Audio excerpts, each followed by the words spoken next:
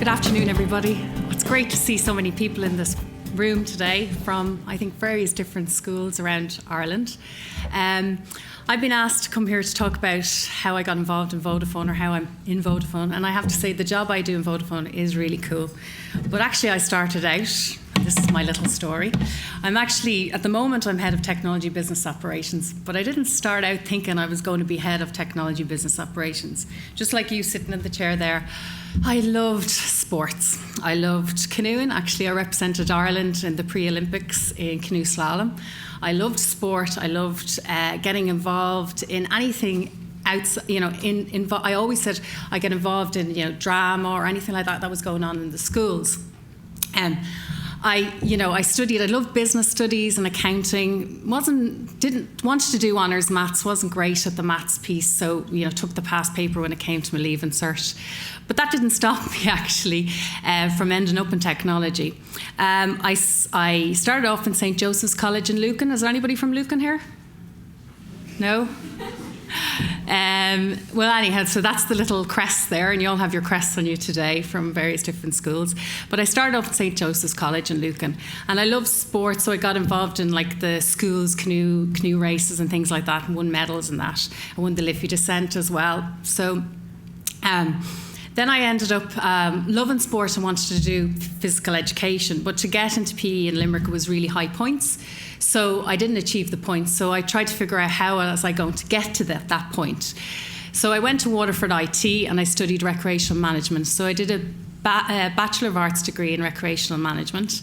It's a 4-year degree.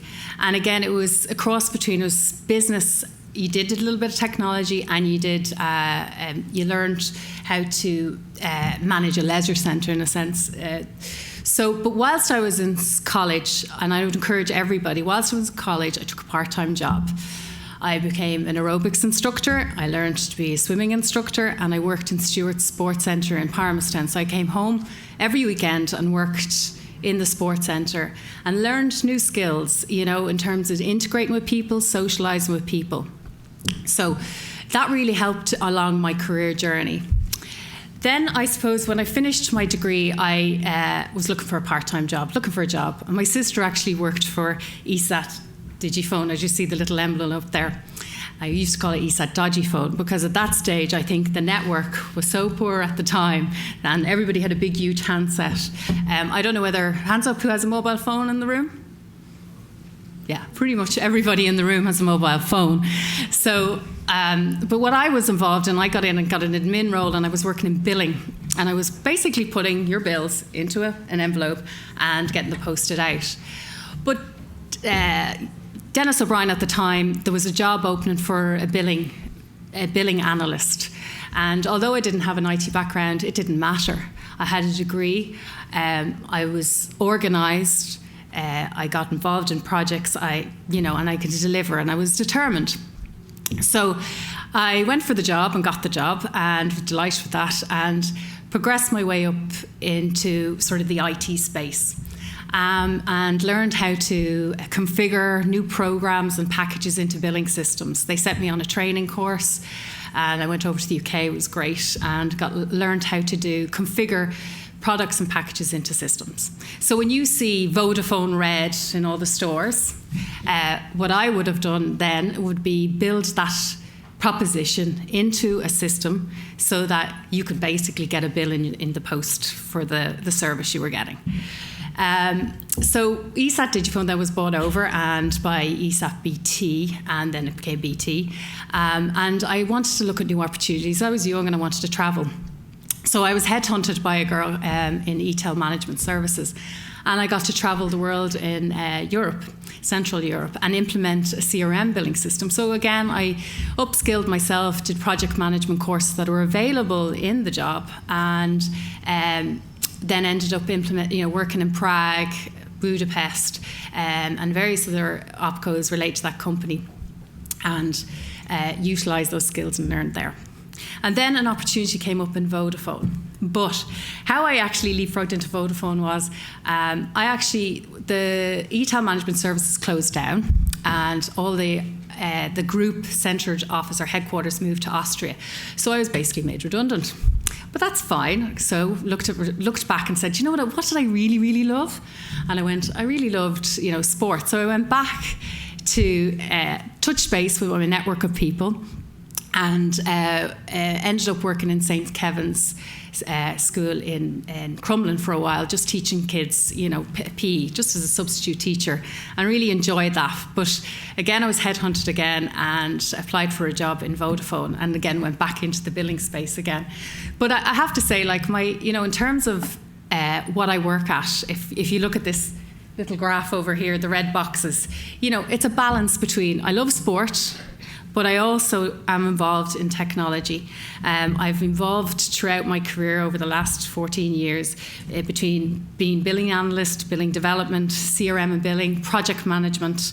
So I think what I'm trying to say to you here is, if you're organised and you have a structure and you know how to deliver projects in school, these are just the basic skills. And then, if you get into if you adopt those skills, you can adopt those skills in any business or industry.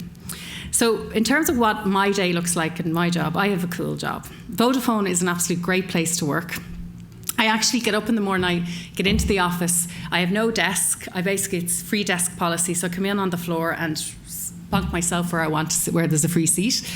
I have a locker. I can bring my laptop home with me. So I have 2 kids. So if my children are sick, I can ring up my boss and say, look, I'm going to work from home today because I need to be around them.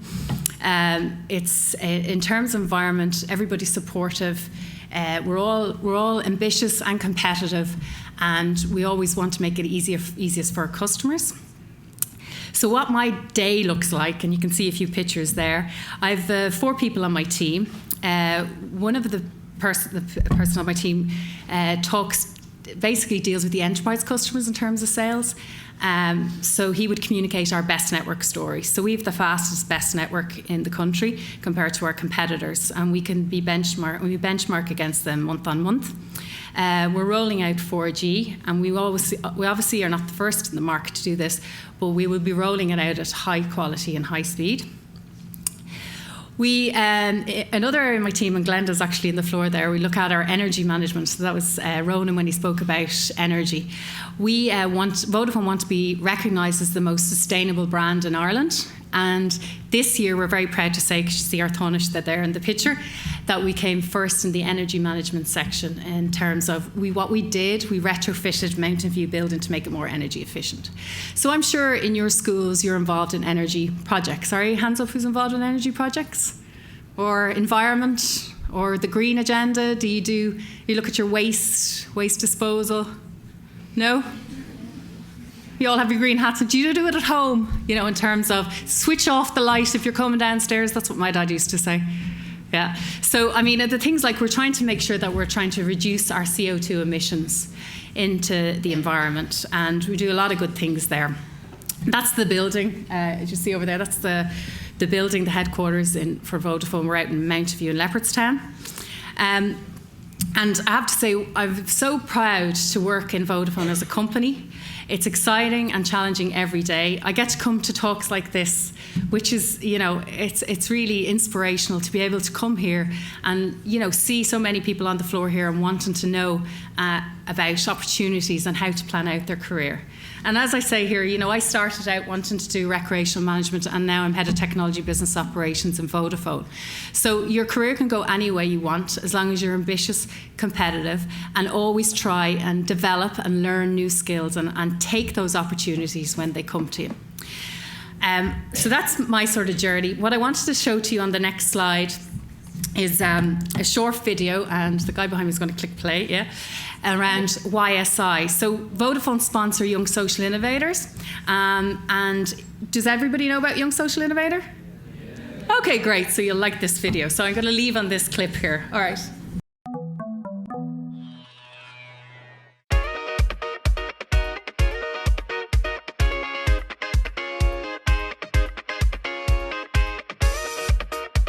When asked, 90% of Irish people are in favour of organ donation, but only 30% carry an organ donor card. Ursula Halligan reporting from outside Leinster House, where a group of carers are protesting about the recent cutbacks.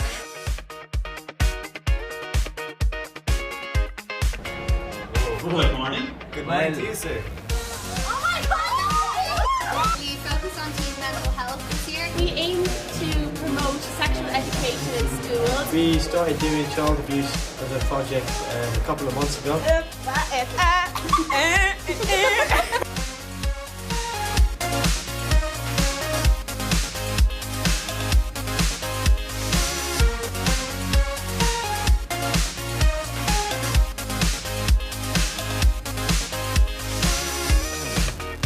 In our project, we tried uniting the school as a whole YSI Centre, helping out every single project individually and just bringing everyone together. We organised loads of events, so you had to get sponsorship, equipment. Skills I've learned of being teamwork, communication, organisation, research skills. I've learned communication skills and also public speaking in front of crowds. It's been an exceptional experience. As a teacher as well, I mean, we're so used to being in control and where we're calling the shots, and I suppose it allows us the facility to sit back and to allow the students to take responsibility and take the initiative and be innovative.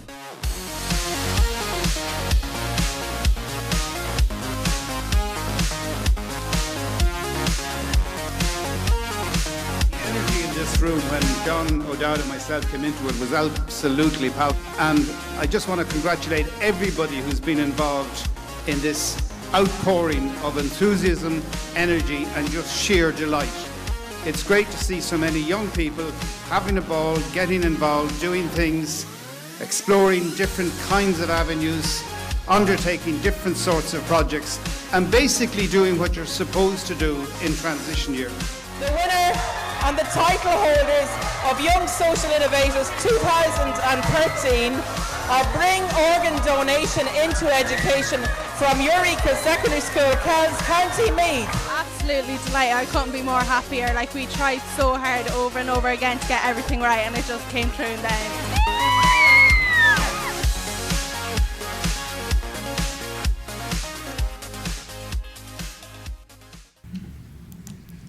So at this point, I'd just like to say thank you for listening and thank you for taking your time. We have a pod down at the far end that you can come down and have a chat with us later on if you want to learn a little bit more about Vodafone. We have a number of programs. We sponsor the Young Social Innovator, which, hands up, you all sort of knew about it, which is fantastic. We had 5,000 at that showcase that you've seen there, and we want to bring that up to 100,000 by 2015, so a really ambitious target. But Anna O'Leary, our CEO, is really driving that. You may have seen the ad on the telly in relation to that as well. So if you want to learn a little bit more about other programs, we have our graduate program, and we have Shane who's on the graduate program. He'll chat to you there if you want to learn a bit more about that.